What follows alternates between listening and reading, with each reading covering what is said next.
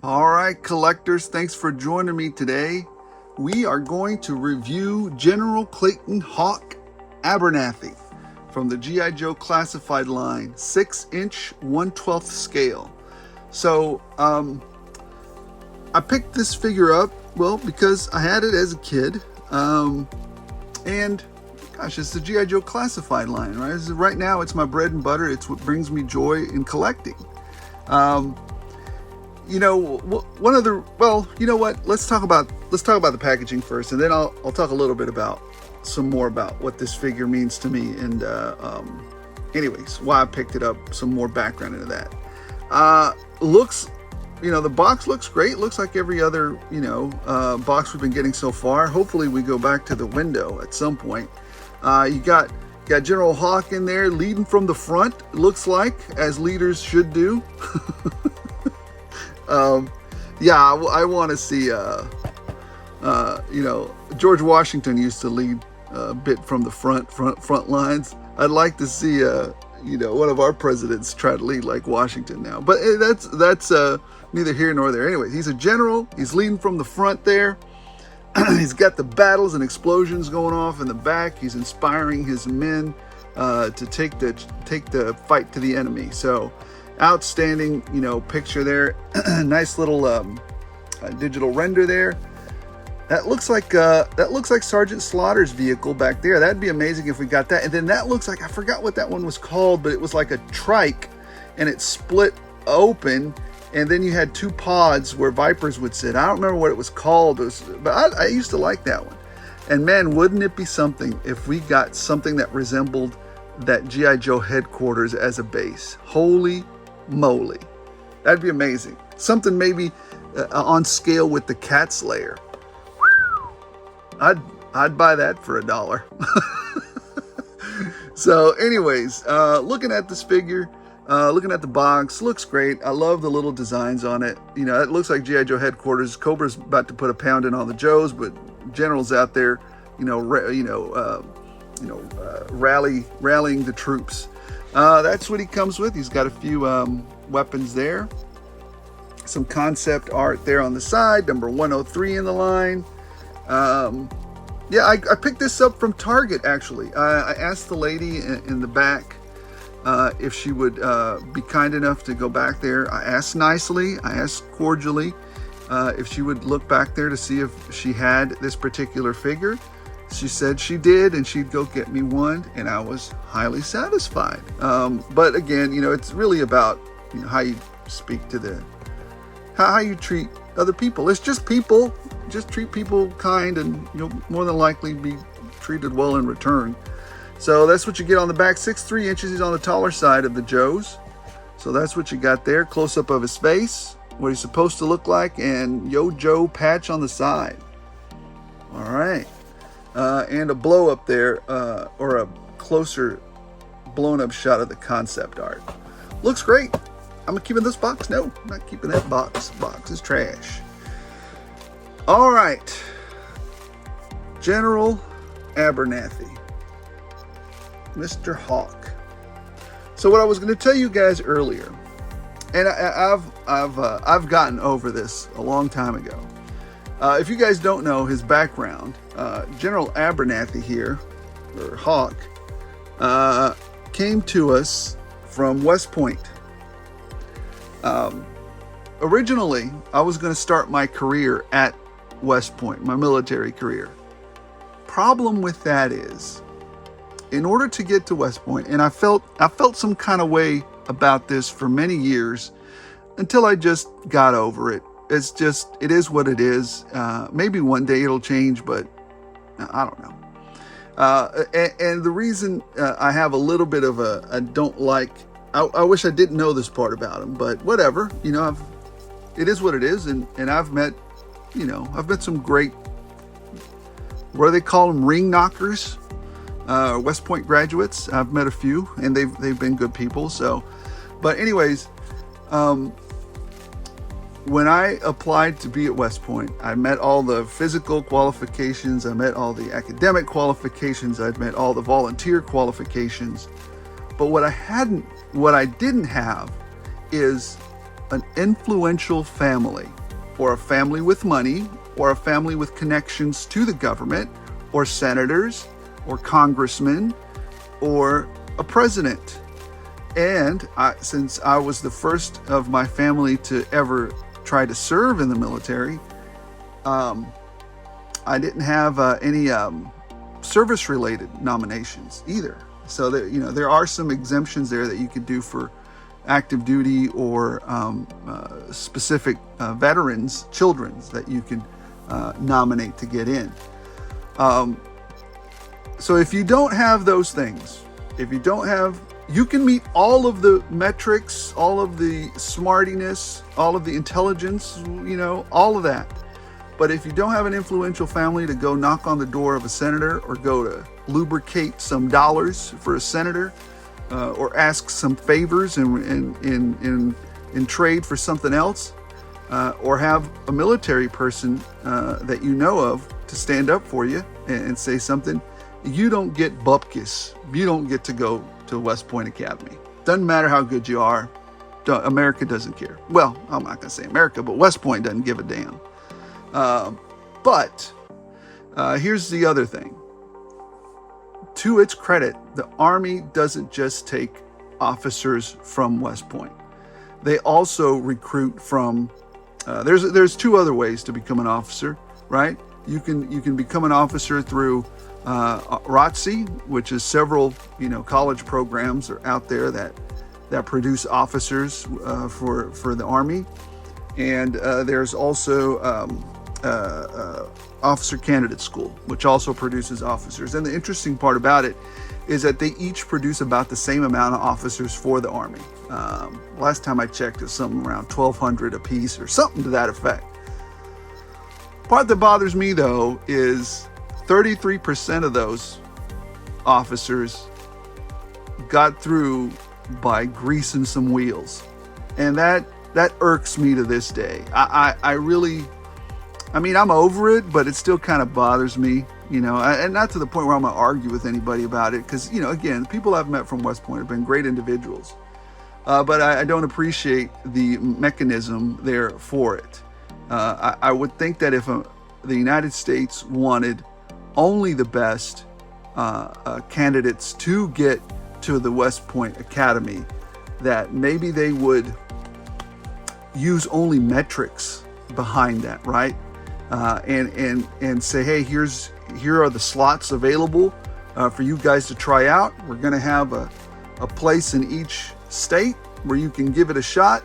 If you qualify, you qualify. Whoever gets the high score gets the high score. Moving on. Regardless of whose wheels you grease, or whose, buddy you are, or whose, whatever. This is a school that is training America's elite warriors, right? Elite leaders. That's just my opinion. Anyways, I've spent too much time on that. Back to the figure. I don't think you guys joined for a whole class on West Point, but that's the thing that stuck in my craw about this thing. Anyways, let's move on to the figure. Good gosh. The figure itself, well, looking at it, we're going to do things a little bit different. Again, looking at the figure in its entirety, he looks fantastic. This is a great looking figure. I love that leather jacket. Love, the whole look of it. Face looks fantastic there. Looks stern. Looks ready to lead men into battle, or lead warriors. It could be gals in there. Into battle. Ready to, what he's got? I think this is some kind of rocket launcher or some kind of grenade launcher here, and a shotgun here. Boy, he's ready to get into some close. I don't recommend you send your general to get close enough to use a shotgun. Maybe he can use a grenade launcher and a regular M16, but man, I probably wouldn't put my highest ranking person up at the front. That's just me. But anyways, that, looks great. I like his, little holster he has here, and on the sides, got dual pistols there. Just a great classic, almost World War II-ish type of figure, right? I really dig it. I really dig it. Very nice. And to that end, let's see. Let's get some more detail here. Let's get closer all the way around. Sorry if I don't have a turntable, but sometimes a turntable to me limits you, right? It doesn't let you, get right in there with the details when we're doing the, the going through it. Are these, what are these, Cochranes? What are these, jump boots? Matterhorns? They for sure ain't jungle boots. I don't know. Anyways, yeah, I dig this figure. It looks fantastic. Let's see, what has he got right there? Oh, are these supposed to be, I don't know of anybody who'd be wearing their chiclets up here. Their candy up here. Those aren't any real awards I've ever seen that I can make out, but it looks great. Wait, does he have an actual name tag that says, it does say Abernathy. Look at that, Abernathy. Whoa, that's tiny, tiny, tiny. I don't know about wearing your rack up here on your coat though. That's hilarious. Anyway, it still looks cool though. Still looks cool. Hey, you will respect my service. So you know what? This looks a great looking figure. I really like how he looks. I'm gonna give it a 4.8. And I'm taking off a couple of points just for the hilarity of these chiclets. It bothers me. This rack bothers me that it's on his jacket. But I don't know. It's just a weird place to have it, I guess. Especially, it's not even on his like dress jacket. It's like on his leather jacket. It's just odd to me. It's just odd. That bothers me. I'm taking that many points away, but he's still a damn good figure. 4.8 aesthetically. It's a 4.8. Now, let's start getting into some of the pieces of accessories he has here. He's got his, start taking these off one by one. He's got his shotgun here. Nothing special, just a shotgun. Looks fine. It wasn't bent too much from Hasbro, so I didn't have to do very much to it. So yeah, it's a shotgun. Looks like shotgun. There's that. And he's got this grenade launcher that fits right around his shoulder. Looks like a grenade launcher to me. Yeah, looks great. Does the job. Yeah. There you go. Grenade launcher. Then you have, what's interesting, I actually got 2 pairs of these goggles. That's one QC mistake. I don't mind. Give me extra goggles, please. Absolutely. So I got 2 of these extra goggles. These come off. And then this helmet. Although this is actually the helmet I wore when I was in the military. Very close to what I wore. Although you wouldn't ever wear it like this. You would actually put a cover over it, and the cover was usually camoed. So it's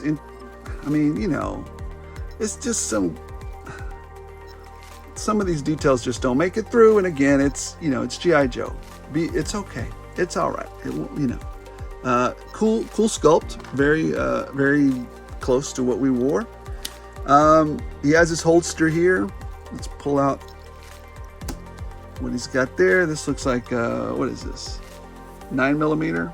Just a regular old, maybe an automatic, because he's got a little bit of a clip there that hangs out, or maybe extra, a little bit extra ammo on that magazine.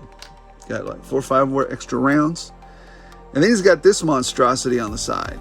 Gee whiz. What? All right, who are you going to cut in half with this thing? Is this a 45? What is that? Jeez. Definitely a larger caliber weapon there. So, yeah. Very, got a star there for him. It's the general's weapon. All right. So that's what he comes with. Let's take a look at the articulation. Let's talk a little bit about what happened with him too when I opened him up. When I opened him up, he came just like this, looking great. One of the first things I do though is I immediately go to the T-pose, and when I did that, look what happened. And I'm already getting more scuffs here. So on this, and look at that, look how goofy and loose that is. You see that?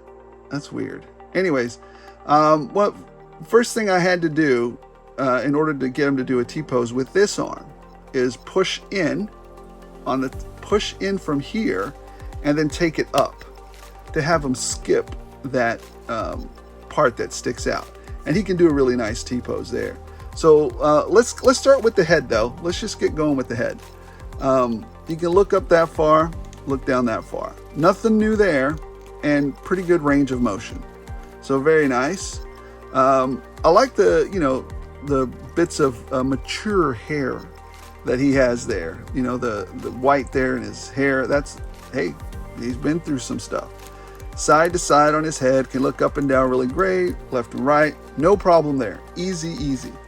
But again, right here, we just saw that. I got to press down to do a T-pose. This one, for some reason, I don't have to do anything to. It goes up real nice. So no issues there. But this one is not nice. This one does not play nice with me. But he can do a T-pose. I don't mind it too much, so I'm not going to take off too much for articulation on that. Because again, I've learned that with these Joes, you know, sometimes you have to press on the top to get him to do a T-pose. It's just annoying. That's all I'm going to say about that. He does have a cut at the bicep right there. Double jointed, penless elbows. And what does he have here? Does he have... He has a roll of the dice hand here, up and down. And on this side, what does he have? Another roll of the dice. So he has another dice roll hand. Let me see, make sure. Come on now, focus. Oh, we're not going to focus today? Why? My camera never does this. It always focuses correctly. It must be too early in the morning. Yes, it's a roll of the dice there. That's very odd. My camera never does this. You know what? I did upgrade the firmware. I wonder if that's what it is. I should tell you something, kids. If it's a new firmware, it's not always the best. Anyways, he does have a cut at the abdomen there, which, you know, you can't do a lot of, but it's fine. It does its job. I didn't expect too much out of that. Now, here's where it also kind of ticked me off on the articulation piece. He was not moving at his waist. He just was not moving. And so when I took him out, I immediately, you know, would turn him and he'd, you know, flip back over. I'd turn him a little bit and he'd flip back over. And so what that told me is that the peg, the ball that runs into his torso here, was stuck. So first thing I did was add some oil. Shock oil.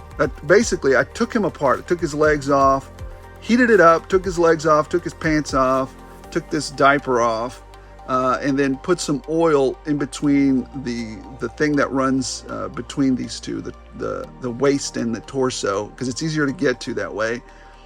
Once I put oil in it, I heated it up so the oil could get thinner and get into that little, you know, area where that ball is. Let it sit for about 3 hours. I could have done the review yesterday, but I had, you know, it got too late after I let it sit there and it was ready. It was like, I don't know, like midnight or something. And I was like, I'm not doing a review at midnight. Nobody's getting paid for this. I'm an amateur. So we're just going to do it when I get a minute. So anyways, after I did that, I was able to, and I can, yeah, there it is. I can feel it moving now. But I would caution you guys, I can feel it, you know, easily moving now. But that's only with all the heating and all the oil after I was, before then I would turn it here and he would actually flip back around because it was stuck. There was a little bit of tension that I might have put a little bit too much tension on that joint because I could tell it was stress marked. So just keep that in mind, guys. I'm going to take some points off for that on the articulation and for this on the articulation. I've already told you what to do if it does stick on you, so now you know. And sorry if this video is going a little long again. I just like to be thorough, as much as I can and remember. So anyways, let's see. He's got drop down hips here, easily articulated thigh cut, that easily articulated knee, upper knee cut. These are tight. These bottom cuts are real tight. Look at that. I really got to get in there. But they do articulate and they are pinless, as you can see. So very nice. Boot cut right up here. Easy. Ankle swivel and foot goes down that far. comes up this far. It's almost really loose, so that's unfortunate. All right, so taking all this into account, get down. Boy, that arm's going to give me a problem.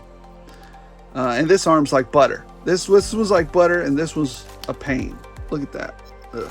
I mean, at least it's a leather jacket, so it's like, well, maybe he raises that arm a lot. Anyways, taking all of this into account, articulation-wise, I have to take off some points for that and some points for that. Articulation-wise, still great, because I was able to bring it back from a defective state that I was, I can only base my review off of the figure that I got, not off of everybody else's stuff. This is the figure I chose out of probably hundreds of thousands, and I'm going to have to base it off of this. 4.8 for the way he looks, which is phenomenal or really great. And I'm going to have to take a whole point down for that waist and that problem there. Well, maybe I would say I would rate it at a 4.4. Because again, I think it's a solid figure, and because I was able to bring these back into working condition, I'm not going to take it I'm not going to take it under a 4. So bring those two things together, and I think he scores right around a 4.6. So this is a great figure, 4.6. I think I might have even rated him higher than Shockwave. And again, my scores go from 1 to 5. 1, it's trash. 2, it's give it to Goodwill. 3, it's okay. You can skip it, whatever. Anything from a 4 to a 4.5 is, a solid, anything from a 4 to a 4.5 is a good figure. 4.5 and above, great figure. Go out and get it. And every once in a while, we'll turn it up to an 11 by giving something a 5.1, and that means it's a must-have. So anyways, great figure. Boy, their Lego team, Hasbro team, is doing good with these classifieds right now.